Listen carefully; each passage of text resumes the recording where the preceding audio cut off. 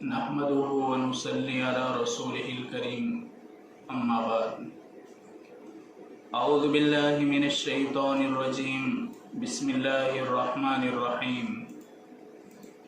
इन्न रब्बकुमुल्लाह अल्लज़ी खलक़स समावाति वल अर्ज़ फ़ी सित्तति अय्याम सुम्मा इस्तवा अलल अर्श युग़शिल लैलन नहार यत्लुबुहु हसीसा वश्शम्स वल क़मर वन्नुजूम मुसख्खरातिन बिअम्री अला लहुल ख़ल्क़ु वल अम्र तबारकल्लाहु रब्बुल आलमीन। मेरे मुअज़्ज़ज़ मोहतरमा माएँ और बहनें, अल्लाह ने अपनी पहचान करवाई। इन्न रब्बकुमुल्लाह, तुम्हारा रब वो अल्लाह है जिसने आसमानों और ज़मीन को 6 दिन में पैदा किया, फिर अर्श पर कायम हुआ, रात और दिन को बनाया, सूरज चांद और सितारों को बनाया। वही हमारा खालिक हैं, वही हमारा मालिक हैं। अला लहुल खल्क़ु वल अम्र, इस ज़मीन पर उसी खालिक का हुक्म चलता है और उसी का हुक्म इस ज़मीन पर चलता रहेगा। तबारकल्लाहु रब्बुल आलमीन, अल्लाह आसमानों और ज़मीन, सूरज, सितारे, चांद, रात, दिन सबको पैदा करने के बाद फरमाता है तबारकल्लाहु रब्बुल आलमीन, बड़ी बरकतों वाला है अल्लाह जो जहानों का पालनहार है। ये तो कायनात की चीज़ों को गिनवाया, कायनात की चीज़ों को गिनवा कर कहा तबारकल्लाहु रब्बुल आलमीन। जब इंसान की तख्लीक की बात आई, इंसान को पैदा करने की बात की अल्लाह ने, अल्लाह फरमाते हैं वलक़द खलक़नल इंसान मिन सुलालतिन मिन तीन सुम्मा जअलनाहु नुतफ़तन फ़ी क़रारिन मकीन सुम्मा खलक़नन नुतफ़ता अलक़ह फ़खलक़ल अलक़त मुज़ग़ह फ़खलक़नल मुज़ग़त इज़ामा फ़कसवनल इज़ाम लहमा सुम्मा अंशअनाहु ख़ल्क़न आख़र फ़तबारकल्लाहु अहसनुल ख़ालिक़ीन। अल्लाह फरमाते हैं कि इंसान को हमने मिट्टी के खुलासे से बनाया, फिर हमने उसको नुत्फा बना करके महफूज जगह में रखा, यानी रहमदानी के अंदर रखा। फिर उसी नुत्फे का हमने जमा हुआ खून बनाया, जमे हुए खून से बोटी बनाई, फिर बोटियों के अंदर हड्डियां लगाई, फिर हड्डियों के ऊपर गोश्त चढ़ाया। सुम्मा अंशअनाहु ख़ल्क़न आख़र, हमने उसको एक बेहतरीन इंसान खड़ा किया। फ़तबारकल्लाहु अहसनुल ख़ालिक़ीन, बड़ी बरकतों वाला है जो सबसे बेहतर पैदा करने वाला है। कायनात को पैदा करके अल्लाह कहता है तबारकल्लाहु रब्बुल आलमीन। इंसान को पैदा करने के बाद अल्लाह फरमाते हैं तबारकल्लाहु अहसनुल ख़ालिक़ीन। दोनों में फ़र्क है। अल्लाह बड़ी बरकतों वाला है जो रब्बुल आलमीन है। ये चीज़ों को पैदा करने के बाद कहा, हमको इतना कीमती बनाया कि अल्लाह ने हमारा तज़किरा करने के बाद फरमाया तबारकल्लाहु अहसनुल ख़ालिक़ीन, अल्लाह बेहतरीन पैदा करने वाला है। अब हमारे लिए भी ज़रूरी है कि अल्लाह की पाकी बयान करें। हम कहते हैं सुबहान अल्लाह, अल्हम्दुलिल्लाह, अल्लाह तेरी ज़ात पाक है, तमाम तारीफ़ तेरे लिए है। अल्लामा इब्न बत्ताल बहुत बड़े आलिम हैं, वो फरमाते हैं कि ए बंदे, जब तू सुबहान अल्लाह कहता है कि अल्लाह पाक है, तो हमारे सुबहान अल्लाह कहने से अल्लाह पाक नहीं हो जाता। अल्लाह तो पहले से पाक है, अल्लाह की ज़ात पहले से पाक है। हम कहते हैं सुबहान अल्लाह, अल्लाह की ज़ात पाक है, अल्लाह इसके ज़रिए बंदे को पाक करता है, अल्लाह हमको पाक करता है।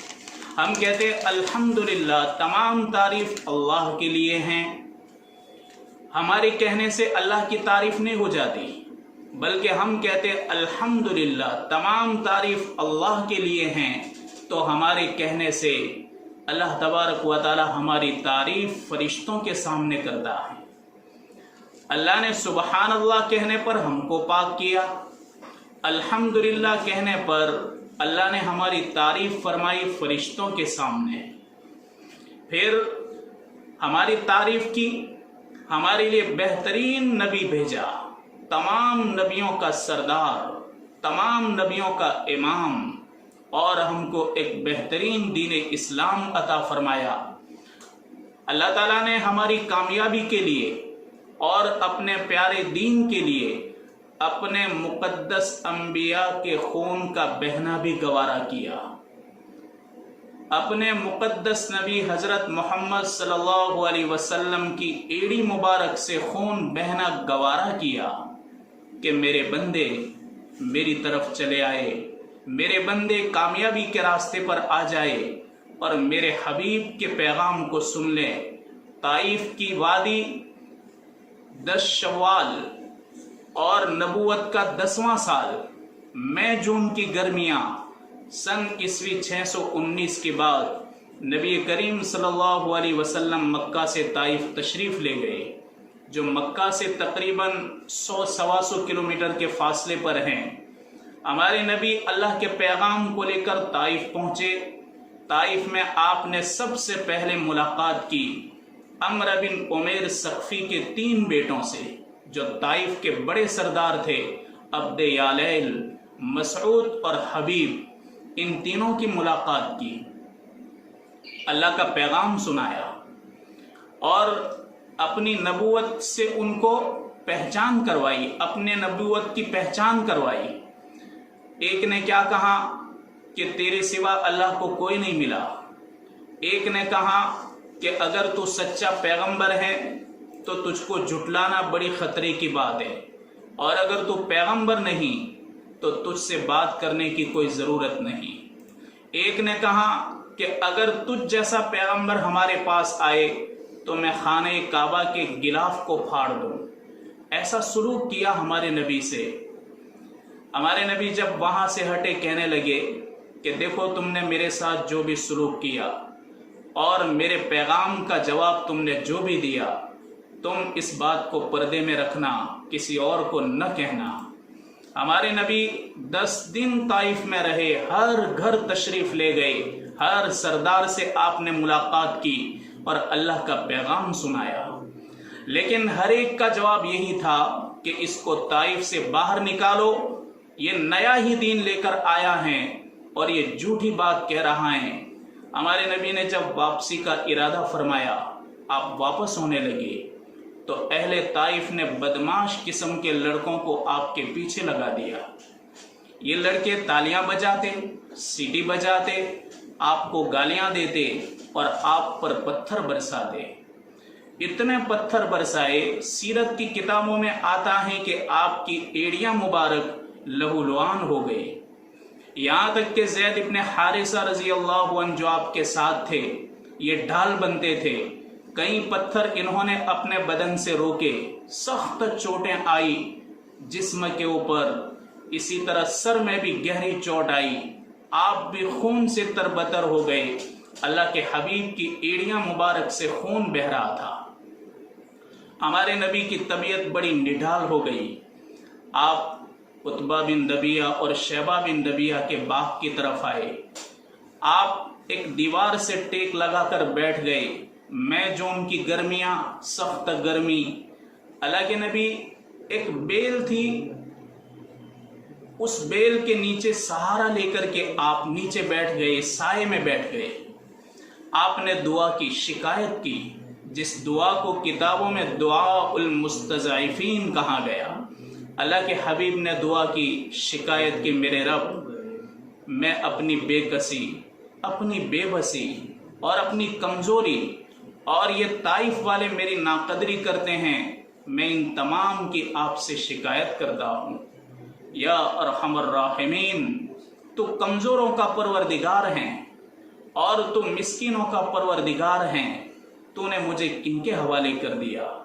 ہمارے نبی 10 دن قیام فرمانے کے بعد وہاں سے رخصت ہو گئے۔ حضرت عائشہ رضی اللہ تعالی عنہا نے ایک مرتبہ پوچھا اللہ کے حبیب سے کہ یا رسول اللہ صلی اللہ علیہ وسلم، کیا احد کے بعد آپ نے کوئی سخت دن دیکھا؟ کیا احد کے دن کے بعد کوئی ایسا بھاری دن آپ پر لگا؟ نبی کریم صلی اللہ علیہ وسلم نے فرمایا کہ عائشہ، ایک زمانہ تھا کہ جس وقت میں نے اپنے آپ کو طائف والوں کے سامنے پیش کیا، جب میں نے عبد یالیل بن عبد کلال کے سامنے اپنے آپ کو پیش کیا اور میں نے اس کے سامنے اللہ کا پیغام پیش کیا، اس نے میری بات منظور نہیں کی، اس نے میری بات نہیں مانی۔ پھر اس کے بعد اہل طائف نے میرے ساتھ جو سلوک کیا، مجھے گالیاں دی اور میرے پیچھے تالیاں پیٹی، سیٹیاں بجائی اور میرے اوپر پتھر برسائے، یہاں تک کہ میں زخمی ہو گیا اور میں اتنا نڈال ہو گیا، میری طبیعت ٹوٹ گئی اور میں نے ایک باغ کا سہارا لیا۔ عائشہ، وہ سب سے بھاری دن تھا میری زندگی کے اندر جو اہل طائف نے میرے سامنے بدسلوکی کی۔ میری ماں اور بہنیں، ہماری کامیابی کے لیے اللہ تبارک و تعالیٰ نے اپنے مقدس نبی کے خون کا بہنا بھی گوارا کیا، اپنے مقدس دین کے لیے، اپنے بندوں کے لیے۔ حضرت عائشہ رضی اللہ تعالی عنہا سے اللہ کے حبیب نے فرمایا کہ عائشہ، میں تم کو 3 باتوں کی نصیحت کرتا ہوں، اگر تم کو جنت میں میرے ساتھ رہنا ہے، سب سے پہلے تم اپنے آپ کو مسافر سمجھو، دنیا میں اپنے آپ کو مسافر سمجھو۔ مسافر اپنا کام کرتا ہے، کام کرنے کے بعد پھر واپس اپنے وطن کو لوٹ آتا ہے۔ مسافر جہاں کہیں جاتا ہے وہاں اپنا وطن نہیں بناتا، اپنا مقصد حاصل کرنے کے لیے جاتا ہے، اپنا مقصد پا کر کے وہ واپس اپنے وطن میں چلا آتا ہے۔ ہم بہت بڑے مسافر ہیں، ہمارا اصلی وطن تو آخرت ہے۔ اللہ نے ہم کو یہاں بھیجا کام کے لیے۔ ایک ایمان والا مرد، ایک ایمان والی عورت اپنے آپ کو اس دنیا میں مسافر سمجھے۔ مسافر جہاں کہیں جاتا ہے وہ تھوڑا سامان لے کر جاتا ہے، ضرورت کا سامان لے کر پہنچتا ہے، اس کے بعد اپنا کام نپٹا کر کے واپس اپنے بال بچوں کے پاس اور اپنے وطن، اپنے گھر لوٹ آتا ہے۔ یہاں ہم کو اللہ نے ایک کام کے لیے بھیجا، اللہ کی عبادت کے لیے، اللہ کے حقوق کے لیے اور بندوں کے حقوق کے لیے۔ جب اس کام کو نپٹا دیں گے، پورا کر لیں گے، پھر ہم ایک دن آئے گا کہ ہم یہاں سے لوٹ جائیں گے اور اپنے اصلی وطن کی طرف چلے جائیں گے۔ بایزید بسطامی رحمۃ اللہ علیہ بہت بڑے نمونہ ہیں اس امت کے لیے۔ پاک روح ہیں جنید بغدادی رحمۃ اللہ علیہ اور شیخ عبد القادر جیلانی رحمۃ اللہ علیہ، حضرت سفیان ثوری رحمۃ اللہ علیہ اور ایسے بڑے بزرگ اس امت کے لیے بہت بڑے نمونہ ہیں۔ بایزید بسطامی بھی بہت بڑے نمونہ ہیں۔ ان کا جب انتقال ہوا، انتقال کے بعد ان کے مرید نے ان کو خواب میں دیکھا۔ خواب میں ان کو پوچھا کہ حضرت، اللہ نے آپ کے ساتھ کیا معاملہ کیا؟ کہنے لگے کہ جب اللہ کے دربار میں پیشی ہوئی، میں نے دل میں سوچا کہ اللہ مجھ سے پوچھے گا کہ تو کیا لے کر آیا ہے، تو میں اپنی عبادتوں پر تو بھروسہ نہیں کرتا، اپنی نمازوں پر، روزوں پر، تہجد پر، ذکر و اذکار پر، قرآن کی تلاوت پر اور سجدوں پر اور دوسرے نیک کاموں پر اپنے آپ پر بھروسہ نہیں کرتا، لیکن میں توحید پر تو بھروسہ کرتا ہوں کہ ایک اللہ سے ہوتا ہے اور ایک کرنے والی ذات اللہ کی ہیں۔ اس یقین کو لے کر کے میں اللہ کے پاس پہنچا ہوں۔ تو میں نے اللہ سے جب ملاقات کی تو اللہ نے پوچھا کہ تم کیا لے کر آئے؟ میں نے کہا کہ میں اپنے ساتھ توحید لے کر آیا ہوں۔ اللہ نے پوچھا کہ بایزید، تم کو یاد ہے دودھ والی رات کا واقعہ تم کو یاد ہے؟ بایزید بسطامی خواب میں جواب دے رہے ہیں کہ میں سوچنے لگا کہ دودھ والی رات کون سی؟ اللہ نے فرمایا کہ ایک واقعہ پیش آیا تھا، تجھے یاد ہوگا کہ ایک رات تو نے دودھ پیا، لیکن وہ دودھ تیرے پیٹ کو موافق نہیں آیا۔ بعض ہوتے ہیں کہ ان کو یہ موافق نہیں آتا، بہت ساری چیزیں ہوتی ہیں جو مادے کے موافق نہیں ہوتی، मुआफिक ना आए तो इससे परहेज करना चाहिए। बायजीद बुस्तामी ने दूध पिया, उनके पेट में गड़बड़ी हो गई, पेट दर्द करने लगा। जब ये बहुत तकलीफ से कराहने लगे, एक मुरीद ने आकर के पूछा कि हजरत आपकी तबीयत बराबर नहीं लग रही है। कहाँ बराबर? मेरी तबीयत बराबर नहीं है, पेट में दर्द है। पूछा कि पेट में दर्द कैसे हुआ? बायजीद बुस्तामी ने कहा असल में मैंने दूध पी लिया और मुझे दूध मुआफिक नहीं लगता, इस वजह से मेरे पेट के अंदर दर्द हो गया। अल्लाह ने फरमाया कि ये रात तुझे याद नहीं कि जब तूने कहा कि मुझे दर्द दूध की वजह से हुआ है, तू कहता है कि मैं तौहीद लेकर आया हूं, यानी एक अल्लाह से होता है ये पैगाम लेकर आया हूं, और एक अल्लाह से सब कुछ होता है ये अकीदा लेकर आया हूं। और तूने उस रात में क्या कहा था? दुख दर्द हुआ दूध से हुआ। तू कह रहा है कि अल्लाह से होता है और तू अकीदा रखता है कि सब कुछ अल्लाह करता है, लेकिन उस रात में तूने मुरीद को क्या कहा? दूध से दर्द हुआ। तो दर्द की निस्बत कहां पर की? दूध की तरफ। तो तेरी तौहीद किस काम की? बायजीद बुस्तामी डरने लगे, कांपने लगे कि मौला करीम, अब मेरे पास कोई ऐसा अमल नहीं कि मैं एक मुसाफिर बन करके दुनिया में रहा, पर मेरे साथ जो कुछ है तो अच्छी तरह वाकिफ है। अल्लाह ने फरमाया कि घबराओ नहीं, तुम्हारी मगफिरत हो जाएगी, और हमने तेरे हक में जन्नत का फैसला कर दिया, तुम्हारी मगफिरत का फैसला हो चुका। बायजीद बुस्तामी ने पूछा कि मेरी मगफिरत का फैसला किस अमल पर हुआ?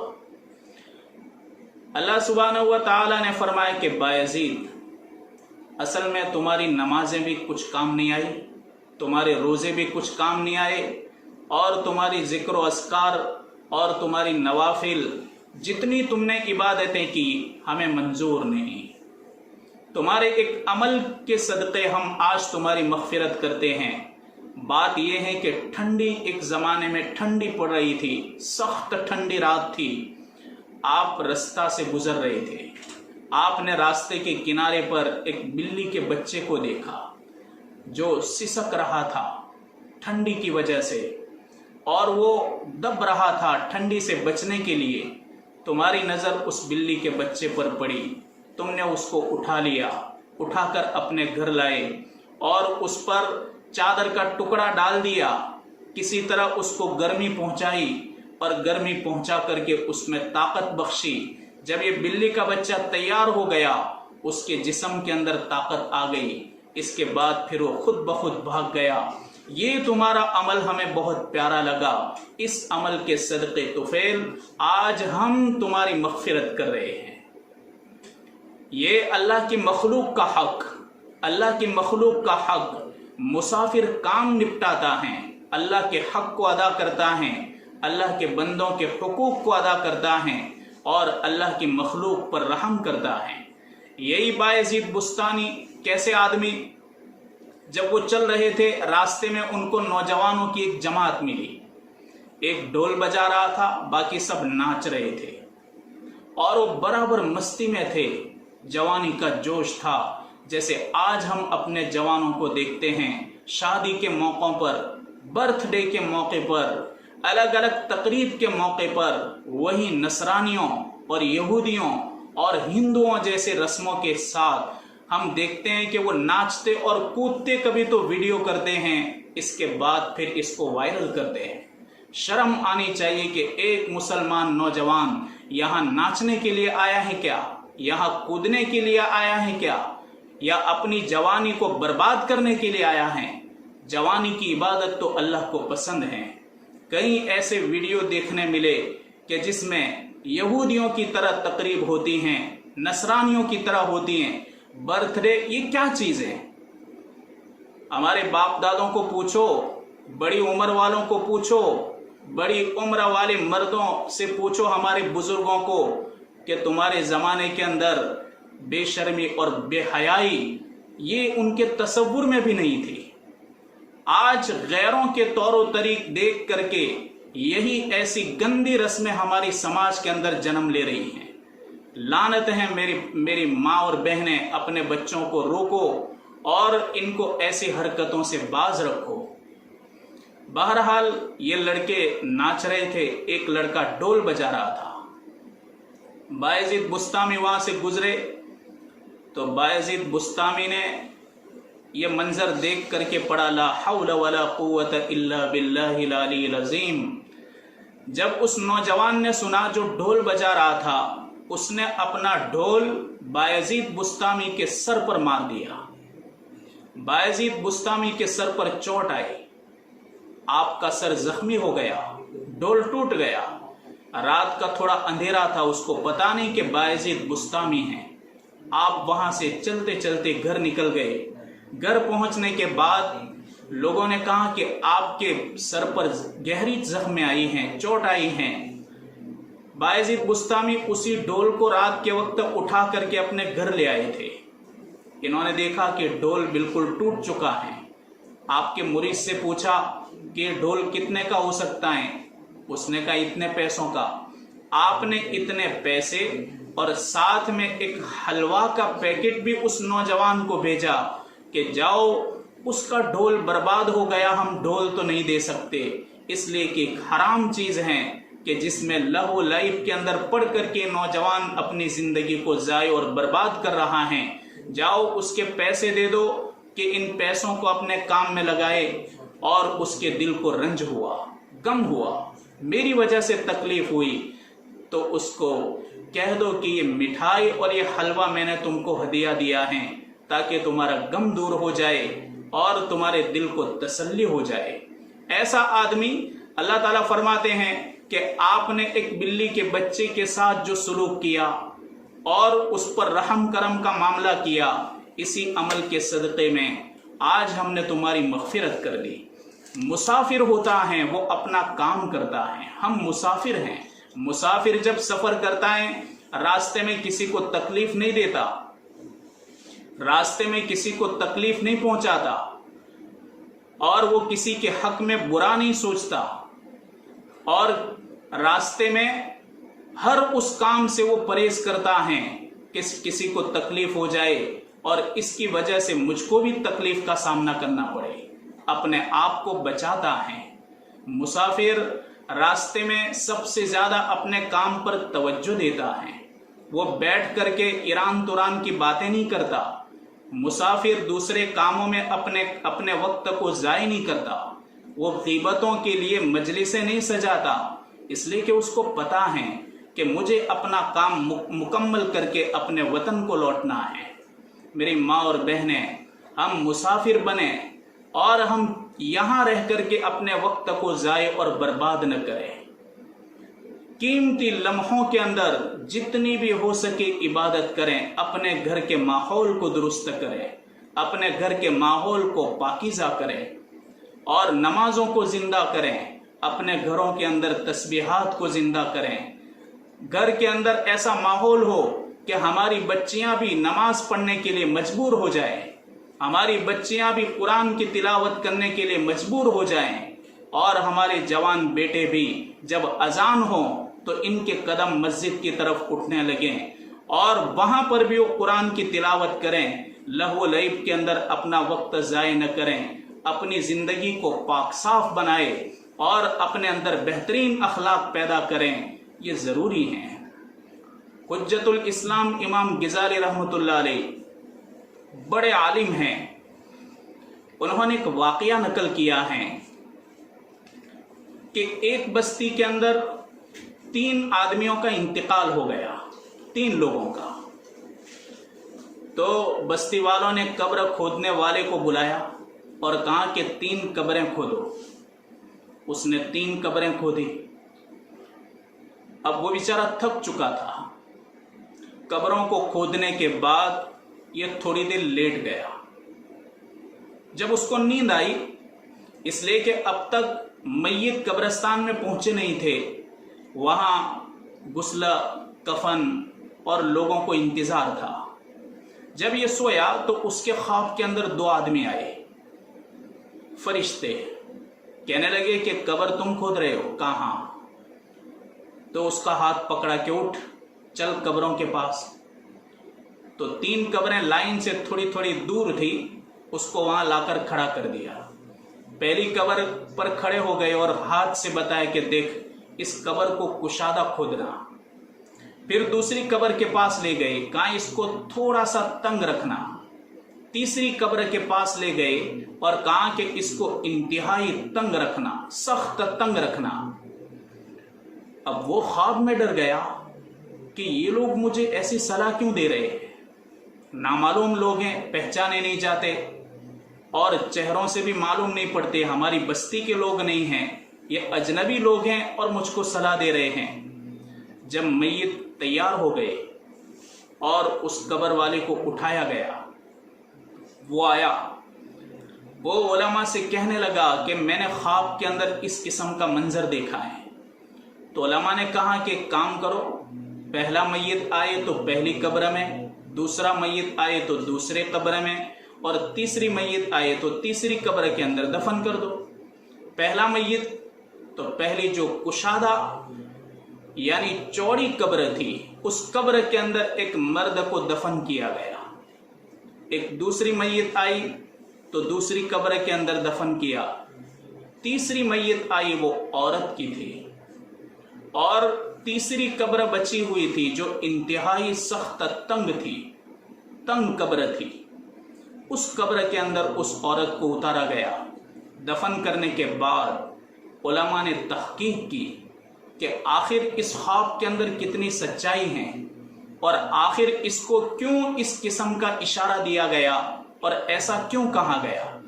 कब्रें तो बराबर थी, उसने कोई इनके मशवरे के मुताबिक नहीं, लेकिन ये उसको ऐसा कहा गया। बहरहाल वो इस नतीजे पर पहुंचे कि ये औरत इंतहाई सख्त थी, बातें इसकी बड़ी कड़वी थी, पड़ोसियों के साथ लड़ना इसकी आदत थी। पड़ोस की शरीफ औरतें, इज्जतदार औरतें, बाहया औरतें और परहेजगार औरतें, इनकी इज्जतों को दागदार करना और उनकी गिबतें करना, और गिबत करने के बाद लोगों को जुर्रत के साथ कहती कि मैं तो वही बात कर रही हूं जो उनमें है, मैं हक बात कह रही हूं।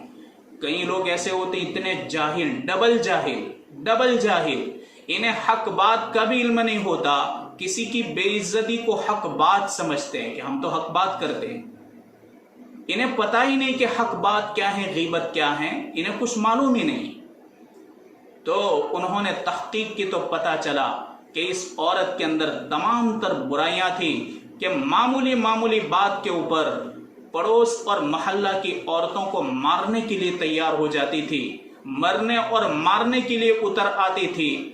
ऐसी बद अखलाक और बद किरदार औरत थी जिसके हक में कहा गया कि इसके अजाब की शुरुआत यहाँ से होती है कि यहाँ ही उसकी कब्र को तंग कर दिया गया और कहा गया कि इंतहाई तंग कब्र के अंदर उसको दफन कर दिया जाए। तो मेरी माँ और बहनें, मुसाफिर इस तरीके से अपनी जिंदगी को बर्बाद नहीं करता। मुसाफिर यहाँ कूदता नहीं है, मुसाफिर यहाँ रंग रलियों के अंदर मशगूल नहीं होता।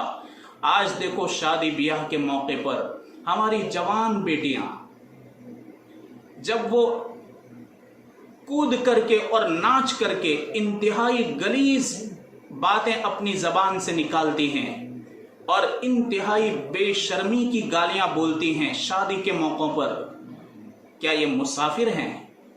और क्या ये मुसाफिर जैसी जिंदगी गुजार रही हैं कि यहाँ रह करके इस तरीके की रसूमात तो गैर मुस्लिमों के अंदर भी नहीं है कि एक ईमान वाली औरत जिसके दिल के अंदर ईमान हो, हजरत फातिमा रजी अल्लाह अन्हा इसकी जिंदगी उसके सामने हो, हजरत आयशा रजी अल्लाह ताला अन्हा इसकी जिंदगी उसके सामने हो, ऐसी औरत के ऐसे मौकों के ऊपर ये हरकत करें, मेरी माँ और बहनें, उसका ईमान कैसे गवारा करता है? किस तरह गवारा करता है कि आवारगी के साथ कई जगहों पर तो इस किस्म के वाकयात सामने आए कि लोगों को उनके घरों से निकल जाना पड़ा। वो निकल जाते हैं और शिकायत करते हैं कि फला जगह पर शादी में वहाँ औरतें कूद कूद कर इतनी गंदी बातें अपनी जबान से निकालती हैं, اور اتنے بے حیائی کے الفاظ، سخت بے حیائی کے الفاظ، ایک طرف جوان لڑکے وہ سننے کے لیے کھڑے ہوتے ہیں، سننے کے لیے، اور یہ بے شرم اور بے حیا بن کر کے توف ہیں ایسی رسموں کے اوپر، اور لعنت ہیں جس کی وجہ سے ہماری شادی بیاہ کے اندر بے برکتی آتی ہے۔ میری ماں اور بہنیں، معاشرہ کہاں جا رہا ہے، معاشرہ کس رخ کی طرف جا رہا ہے، اور ہم اللہ کی غضب کو لعنت دے رہے ہیں، اور طرح طرح کی بیماریوں کو اور اللہ کے غصے کو ہم لعنت دے رہے ہیں۔ کیا مسافر جب وہ سفر کرتا ہے تو اپنے سفر کے اندر یہ اس قسم کے باتوں کے اندر وہ مشغول ہو جاتا ہے؟ میری ماں اور بہنیں اس سے پرہیز کرے۔ کئی جگہوں سے ایسی شکایت ملی کہ راستوں کے اوپر ہمارے گھر کے سامنے جوان بیٹے کھڑے رہتے ہیں، پرائے محلے کے دوسرے محلے میں ان کی کیا ضرورت ہے، ان کو وہاں جانے کی کیا ضرورت ہے، اور کسی گھر کے سامنے، ارے ہمارے نبی نے تو یہاں تک فرمایا کہ کسی کے گھر کا دروازہ کھلا ہو اور کوئی آدمی اس گھر کے اندر اپنی نظر ڈالے تو اس کو حق ہے کہ اس کی آنکھوں کو پھوڑ دے۔ آنکھوں کو پھوڑنا نہیں، لیکن کتنی سخت وعید ہیں کہ آپ نے فرمایا کہ اس کی آنکھیں پھوڑ دے۔ اب پرائے محلے کے دوسرے محلے کے اندر کسی کی جوان بیٹی ہیں، جوان بہن ہیں، جوان بہو ہیں، اب اس کو باہر کسی کام کے لیے بیٹھنا ہے، برتن صاف کرنے کے لیے، کپڑے دھونے کے لیے یا صفائی کے لیے باہر نکلنا ہے۔ اب یہ یہاں پر کھڑے ہو کر کے ہنسی مذاق کرنا اور سیٹی بجانا اور موبائل کے اندر ننگی پکچر دیکھنا، میری ماں اور بہنیں کس طریقے سے یہ گوارا کر سکتا ہے کوئی؟ اللہ کی لعنت آتی ہے، اللہ تبارک و تعالیٰ کا غضب آتا ہے۔ یہاں رہ کر کے اگر کسی پر بھی ظلم کیا، اللہ تبارک و تعالیٰ اس کا نقد حساب چکا دے گا۔ اگر کسی کو دکھ دیا، اللہ تعالیٰ سیدھا نقد حساب چکائے گا، اور دکھ اور دردوں کے اندر اللہ تعالیٰ ہمیں بھی گرفتار کر دے گا۔ ہم اپنے آپ کو بچائیں۔ خلیفہ محمد مہدی یہ بنو عباس کے خلفاء میں سے ہے، اور بہت بڑا ہوشیار آدمی تھا۔ اس کی بیوی تھی جس کا نام تھا خیزران، بڑی ہوشیار عورت، رحم دل، نیک، اور ساتھ ساتھ میں کسی کے دکھ اور درد میں کام آنے والی یہ عورت تھی۔ ایک مرتبہ اپنی سہیلیوں کے ساتھ دربار کے اندر بیٹھی ہوئی تھی۔ دربار میں اور بھی عورتیں تھیں، سہیلیاں بھی تھیں، اس کی رشتہ دار عورتیں تھیں، اور کچھ بڑی عمر کی بھی لڑکیں تھیں۔ ان لڑکیوں کے اندر کچھ بوڑھی عورتیں بھی تھیں۔ ان بوڑھی عورتوں میں ایک انتہائی بوڑھی عورت تھی جس کا نام تھا زینب۔ اب یہ خیزران تو اپنی سہیلیوں کے ساتھ باتیں کر رہی تھی، محل ان عورتوں سے بھرا ہوا۔ ایک طرف خلیفہ محمد مہدی تو اپنے گھر کے اندر تھا، یہ سب دربار کے اندر بیٹھے ہوئی تھی محل میں، ہنسی خوشی کی بات ہو رہی تھی۔ اتنے میں خادمہ آئی۔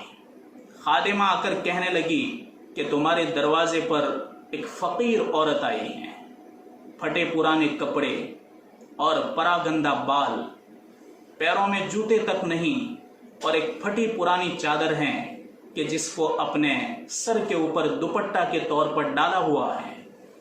اب میں نے اس کو نام پوچھا تو نام نہیں بتایا، میں نے اس کو کام پوچھا تو کام نہیں بتایا، بس وہ کہہ رہی ہیں کہ مجھے محمد مہدی کی بیوی خیزران سے ملنا ہے۔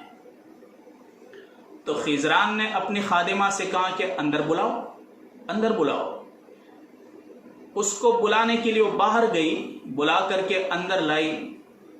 سامنے خیزران کو تلاش کر رہی تھی کہ اتنی لڑکیاں ہیں، ان لڑکیوں میں خیزران کون ہے؟ اس نے بڑی عورتوں کو بھی دیکھا۔ خیزران نے اپنا ہاتھ اٹھا کر کہا کہ آؤ بہن، آؤ ادھر میرے پاس آ کر بیٹھو۔ اب وہ عورت کھڑی تھی اپنے ہاتھ باندھ کر کے۔ پوچھا کہ تم کون ہو اور کیوں آئی ہو؟ کیا تمہیں کسی نے ستایا ہے؟ کیا تم فریاد کے لیے آئی ہو میرے شوہر خلیفہ کو، اور میرے شوہر کا کوئی کام ہے؟ کہا کہ نہیں بہن، میں تم ہی کو ملنے کے لیے آئی ہوں۔ کہا کیا کام ہے؟ کہا دیکھو تم میرے کپڑوں کو دیکھ رہی ہو، پھٹے پرانے کپڑے ہیں، میرے سر پر دوپٹہ نہیں، दुपट्टा है, चादर है फटी पुरानी, मेरे पैर के अंदर जूते तक नहीं। तुम मेरी इस हालत को देख रही हो, तुम्हें मालूम है मैं कौन हूं? खिजरान तो जवान लड़की थी, वो पहली औरतों को, बनु उमैया के हुक्मरानों को नहीं पहचानती थी। उस औरत ने कहा जो फकीर बनकर आई थी, खिजरान मैं बनु उमैया के आखिरी खलीफा मरवान बिन मोहम्मद की औरत हूं, मरवान बिन मोहम्मद की बीवी हूं और तुम्हारे दर पर भीख मांगने के लिए आई हूं। लेकिन अगरचे हमारे हालात बदल गए, हमारे शौहर दुनिया से चले गए, हुकूमत चली गई, सल्तनत चली गई, बर्बादी आ गई और हम कल्लाश हो गए, फकीर बन गए, पर शराफत तो अभी भी हमारे अंदर बाकी हैं। हमारी शराफत की वजह से हम किसी के घर के अंदर फकीर बनकर नहीं जाते। हमने देखा कि ये बनु अब्बास खलीफा की बीवी हैं। खिजरान, मैंने तुम्हारे बारे में सुना कि तुम बड़ी होशियार हो, मैंने तुम्हारे बारे में सुना तुम बड़ी रहमदिल हो और तुम मिस्कीनों को अपने पास लेकर बैठते हो, उनके साथ खाना खाती हो, उनको कपड़े देती हो। याद रखो, जिस महल के अंदर तुम अपनी सहेलियों को लेकर बैठे हो, जिस महल के अंदर तुम अपनी सहेलियों के साथ दिल लगी कर रही हो और तुम हंसी मजाक कर रही हो, खिजरान याद रखो, एक जमाना था कि मैं भी मरवान बिन मोहम्मद के महल के अंदर बैठती थी। मेरा नाम मुजना है और मुजना का एक दबदबा था। मुजना के सामने मर्द भी डरते थे और मैं जब घोड़े पर सवार होती थी तो मेरा एक वट हुआ करता था।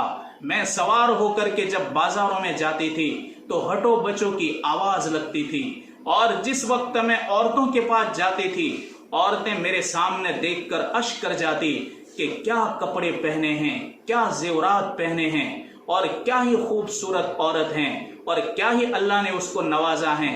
लेकिन मेरी प्यारी बहन खिजरान, मैं जिस हालत के अंदर तेरे पास पहुंची हूं तू मुझे देख रही है।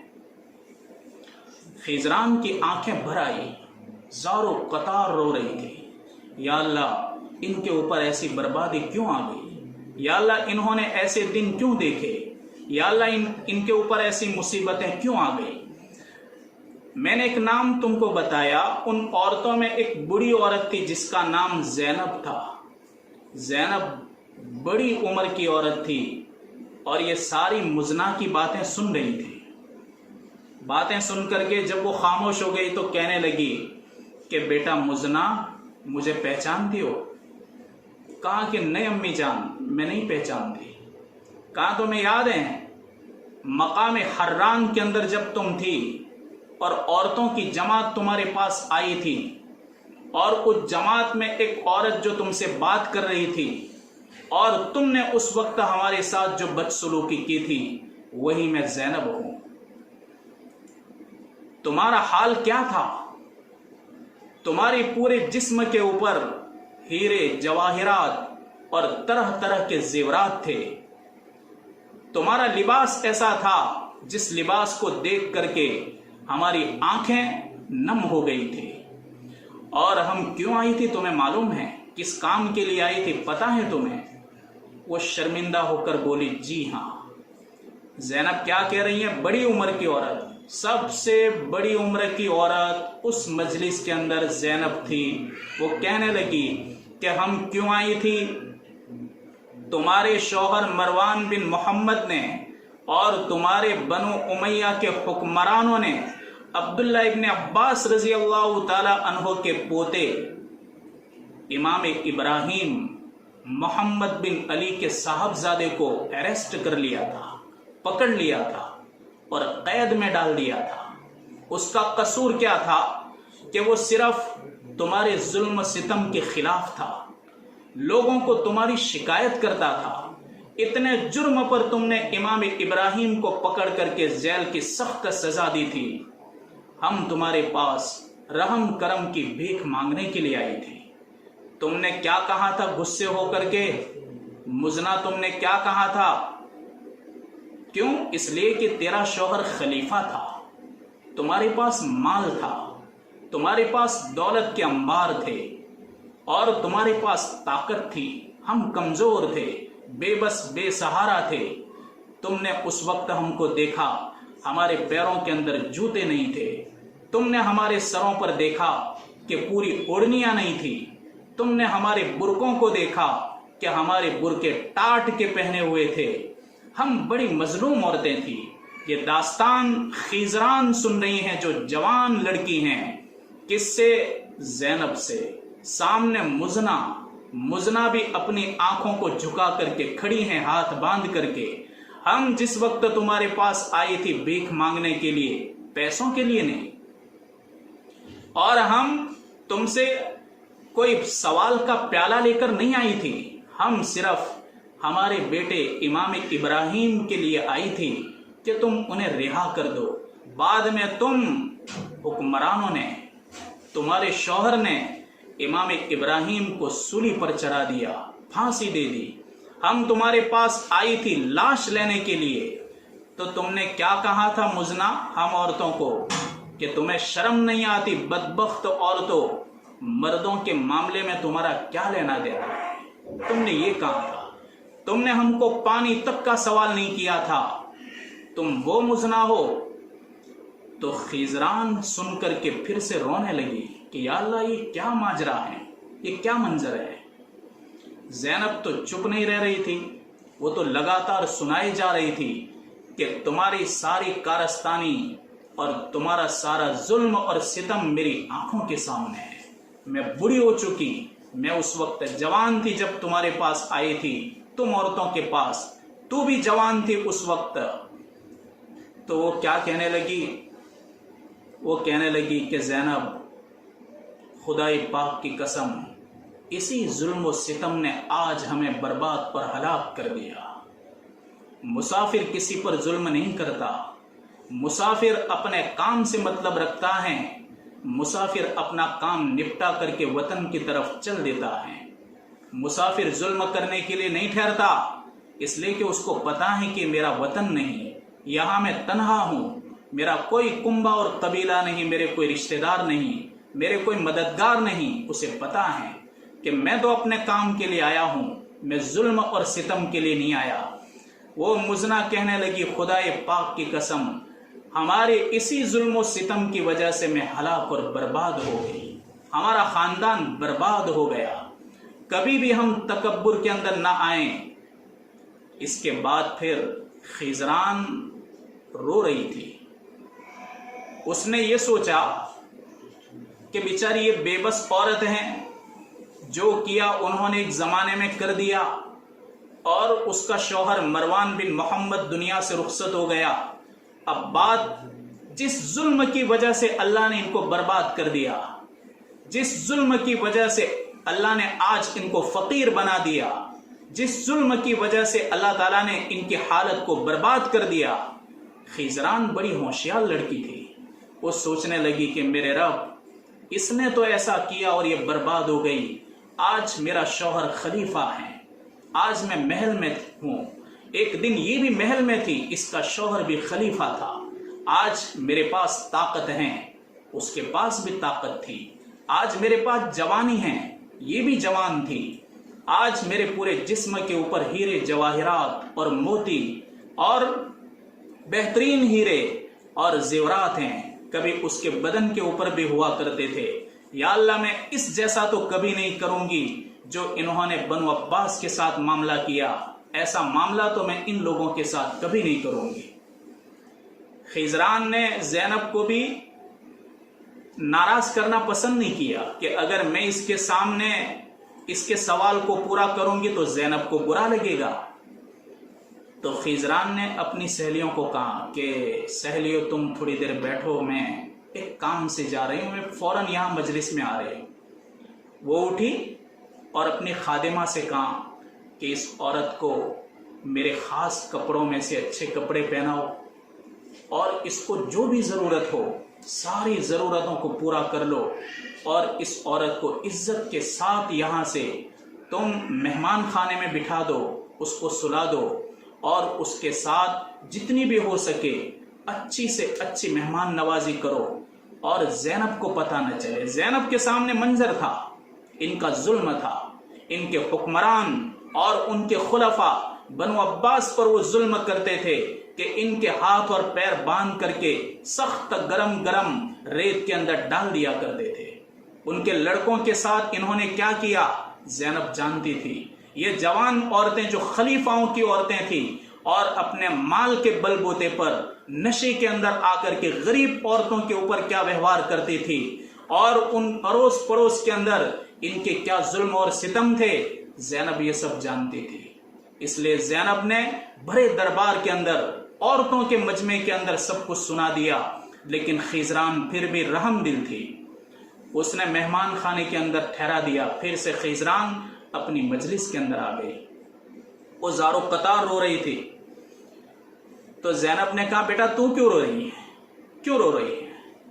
کہا کہ امی یہ جو کچھ آپ نے کہا تو اس کا دل دکھا۔ کہا بیٹا اس وقت ہمارا بھی دل دکھتا تھا، یہ میں نے اس کو اللہ کے کوڑے کو یاد کرایا کہ اللہ کا کوڑا کب برستا ہے اور نافرمانیوں کی وجہ سے اللہ کا غضب کیسے آتا ہے، اللہ کے غضب کو کیسے دعوت دی جاتی ہیں، تاکہ انہیں پتا چلے کہ یہاں رہ کر کے اللہ کی مخلوق کو نہیں ستانا چاہیے، کسی پر ظلم نہیں کرنا چاہیے۔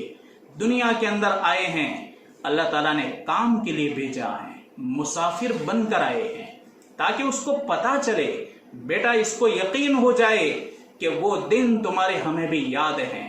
اس لیے میں نے تو کہا تھا، تو کیوں برا مان رہی ہیں؟ کہنے لگی کہ مجھے ذرا میرے دل کے اندر تکلیف ہو گئی کہ بیچاری بھکارن بن کر آئی ہیں اور ہم اس کو پرانی باتیں یاد کراتے ہیں۔ میرے دل کے اندر یہ بات آئی کہ انہوں نے جیسا ہمارے ساتھ سلوک کیا اگر ہم بھی کریں گے تو کہیں ایسا نہ ہو کہ یہی حالت پھر ہماری ہو جائے۔ بہرحال زینب تو چلی گئی۔ اس کے بعد پھر دربار کے اندر کون آیا؟ اس کا شوہر۔ اب تو اس کی سہیلیاں بھی چلی گئی، سب چلی گئی۔ اب دربار کے اندر کون ہے؟ مہدی اور اس کی بیوی خیزران۔ ابھی تک مہدی کو پتا نہیں، خلیفہ محمد مہدی کو ابھی تک پتا نہیں کہ دربار کے اندر کیا واقعہ پیش آیا اور کیا بات چیت ہوئی۔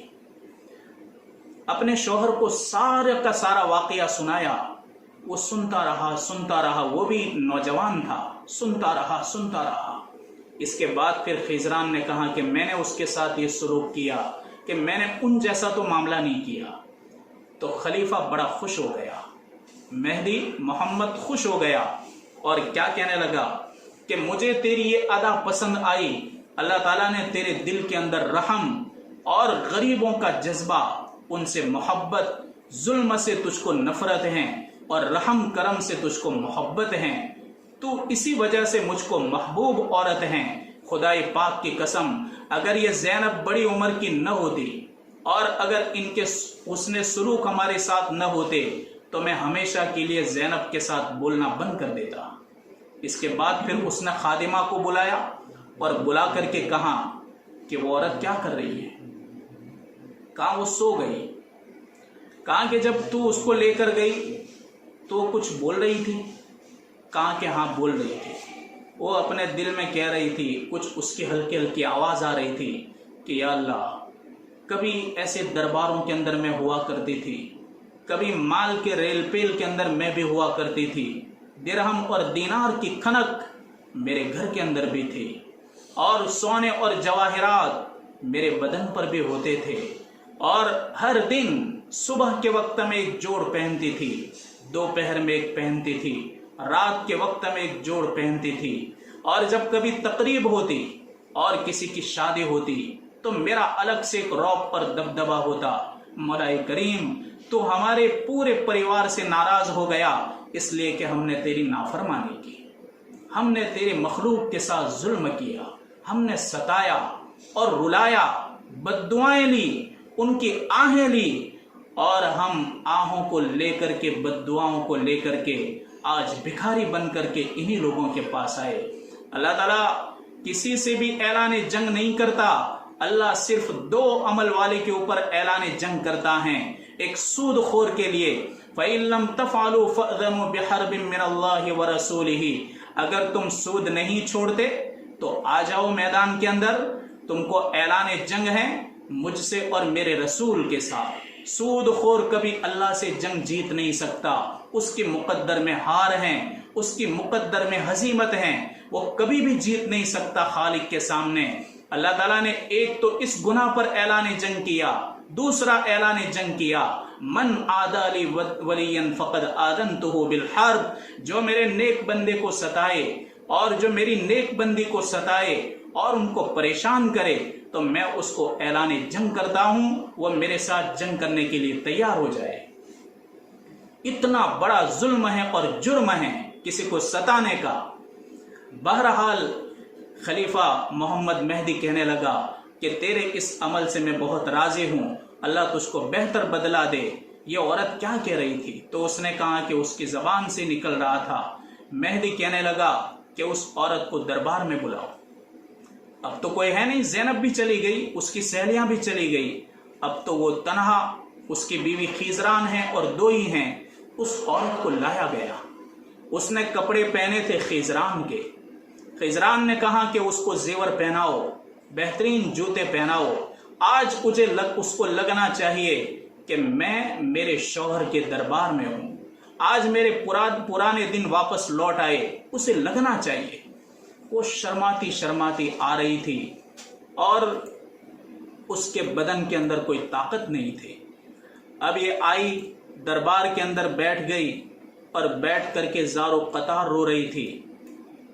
خلیفہ محمد مہدی اس کو کہنے لگا کہ میری بہن، میری بیوی نے تیرے ساتھ حسن سلوک کیا، یہ ہمارے اخلاق ہیں۔ زینب نے جو تم کو داستان سنائی وہ تمہارے اخلاق ہیں۔ آج ہم تمہارے ساتھ ایسا سلوک نہیں کریں گے، آج تمہارے ساتھ ہم ایسا ویوہار نہیں کریں گے۔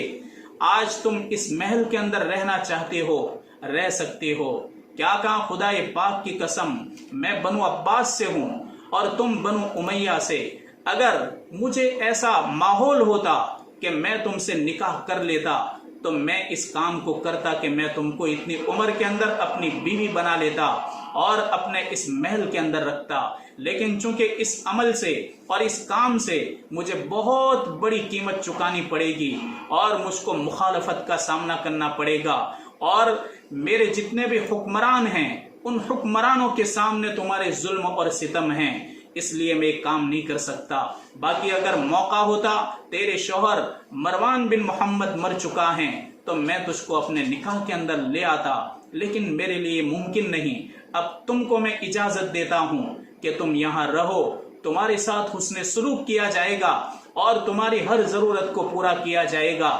میری بیوی جو پہنتی ہیں وہ پہننے کو ملے گا، میری بیوی جو کھاتی ہیں وہ کھانے کو ملے گا، اور میری بیوی جس انداز سے رہتی ہیں اس انداز سے تم کو رہنے کو ملے گا۔ لیکن ہمارے دربار کے اندر ظلم نہیں، ہمارے دربار کے اندر نافرمانی نہیں، ہمارے دربار کے اندر کوئی ایسا کام نہیں ہوتا کہ جس سے اللہ اور اس کا رسول ناراض ہو جائے۔ تو میری ماں اور بہنیں، یہ مسافر ہوتا ہے، مسافر کبھی بھی کسی کو تکلیف نہیں پہنچاتا، وہ اپنا کام کر لیتا ہے اور کام کر کے چلا جاتا ہے۔ بہرحال میں تو عرض کر رہا تھا، اللہ کے حبیب نے حضرت عائشہ رضی اللہ تعالی عنہا کو 3 نصیحتیں فرمائی۔ سب سے پہلی یہ نصیحت تھی کہ عائشہ، اگر تم کو میرے ساتھ جنت کے اندر رہنا ہے تو مسافر بن کر زندگی گزارو۔ اللہ کے حبیب جو دین لے کر آئے اس دین کو اپناؤ۔ حضرت جی مولانا یوسف رحمۃ اللہ علیہ اکثر فرمایا کرتے کہ لوگو، تم میرے نبی حضرت محمد صلی اللہ علیہ وسلم کا نمونہ بننا شروع ہو جاؤ۔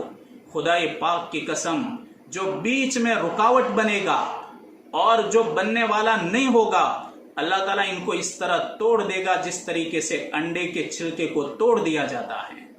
اور خدا پاک کی قسم، جن حکومتوں کو اور جن بادشاہوں کو اور جن حکمرانوں کو اور جن ملکوں کو تم طاقتور سمجھتے ہو، میرے رب کے نزدیک ان کی حیثیت مکڑی کے جالے سے زیادہ نہیں۔ جیسے مکڑی کے جالے ہوتے ہیں، مکان کے اندر پورا مکان مکڑی کے جالوں سے بھرا ہو اور ہزاروں کی تعداد میں مکڑیاں ہو، ایک جھاڑو ہماری ماں بہنوں کا لگتا ہے، سارے کے سارے مکان ان کے ڈھیر ہو جاتے ہیں۔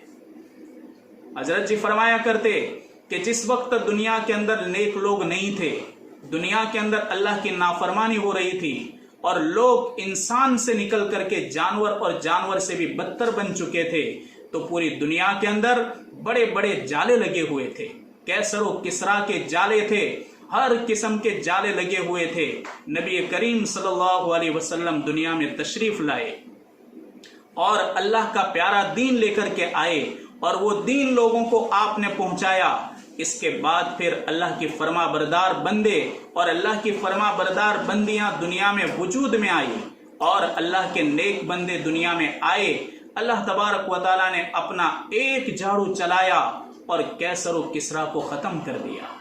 हजरत जी फरमाया करते कि लोगों, जो अजाब अल्लाह की नाफरमानी की वजह से आने वाला होगा, जो अजाब अल्लाह के अहकाम को तोड़ने की वजह से आने वाला होगा, और जिस अजाब को लोग अल्लाह के अहकाम को ठुकरा करके अल्लाह के अजाब को दावत देंगे, उस अजाब को और उस बीमारी को पूरी दुनिया मिल करके भी हटा नहीं सकेगी। अल्लाह ने छोटी सी बीमारी भेज दी, मार्च से शुरू हुआ, पूरा साल पूरा होने आया, पूरी दुनिया एक तरफ, पूरी दुनिया के साइंसदान एक तरफ और पूरी दुनिया की बायोलॉजी, बड़ी बड़ी मेडिकल कॉलेज और सब एक तरफ, लाखों लोग काम में लग गए, लेकिन आज तक उसका इलाज तलाश नहीं कर पाए। ये इंसानों की बदआमालियों का नतीजा है कि जिस वक्त अल्लाह के अजाब को दावत देते हैं, पूरी दुनिया मिल करके भी अल्लाह के अजाब को दूर नहीं कर सकती, अल्लाह की आई हुई मुसीबत को हटा नहीं सकती। तो मेरी माँ और बहनें, बहुत अच्छी बात है, अल्लाह तबारक व तआला हमको अल्लाह और उसके रसूल की बात सुनने का मौका देता है। आज हम देखते हैं कि सुनते सुनते आदमी कभी करने वाला हो जाता है, आदमी ज्यादा सुनता है, सुनते सुनते आहिस्ता आहिस्ता अल्लाह तबारक व तआला उस बुराई को निकाल देता है। नबी करीम सल्लल्लाहु अलैहि वसल्लम से कहा गया कि या रसूल अल्लाह सल्लल्लाहु अलैहि वसल्लम, एक आदमी है कि जो फजर की नमाज पढ़ता है, इशा की नमाज पढ़ता है, लेकिन फजर की नमाज पढ़ने के बाद वो चोरी कर लेता है। आपने फरमाया कि एक वक्त आएगा अल्लाह ताला इस नेकी और इस फर्ज इबादत के सदके तुफेल उस आदमी से इस बुराई को भी निकाल देगा, दूर कर देगा। अल्लाह हमारे घरों के अंदर बरकत पैदा करेगा, अल्लाह हमारे घरों के अंदर दीनदारी पैदा करेगा। आपके ज़ौक़ और शौक़ का और जज्बे का नतीजा है आज हमारी कितनी माएँ और बहनें ऐसी हैं कि जिनको एक ज़माने के अंदर कुरान पढ़ते नहीं आता था, अल्लाह ताला ने इसके सदक़े में कुरान पढ़ता कर दिया। और कितने ऐसे मसाइल थे कि जो मसाइल कभी भी हमने नहीं सुने थे, हमारे कान तक ऐसे मसाइल कभी आए नहीं थे, और जो जिंदगी के अहम और बड़े ज़रूरी मसाइल कि एक ईमान वाले के लिए ज़रूरी हैं कि उसके पास इतना इल्म तो होना चाहिए कि जिस इल्म की वजह से वो हलाल और हराम की तमीज़ करे, जायज़ और नाजायज़ की तमीज़ करे, अपनी इबादतों को सही अदा करे, कुरान को सही पढ़े। एक मुसलमान के लिए इतना इल्म तो ज़रूरी है, औरत के लिए भी और मर्द के लिए भी। ऐसे ऐसे मसाइल अल्लाह तबारक व तआला ने अपनी मशीयत से असबाब के ज़रिए हम तक पहुँचाए। हमारे घरों के अंदर ऐसे मसाइल का तस्करा हो, हमारे घरों के अंदर दीनी बातों का तस्करा हो, यह हमारे लिए बड़ी खुशकिस्मती की बात है। हम इसकी कदरदानी करेंगे, अल्लाह तबारक व तआला इसके सदक़े में हमारे घरों के अंदर पाक साफ माहौल पैदा करेंगे। अल्लाह तबारक व तआला हम तमाम को कहने सुनने से ज़्यादा अमल की तौफीक अता फरमाए।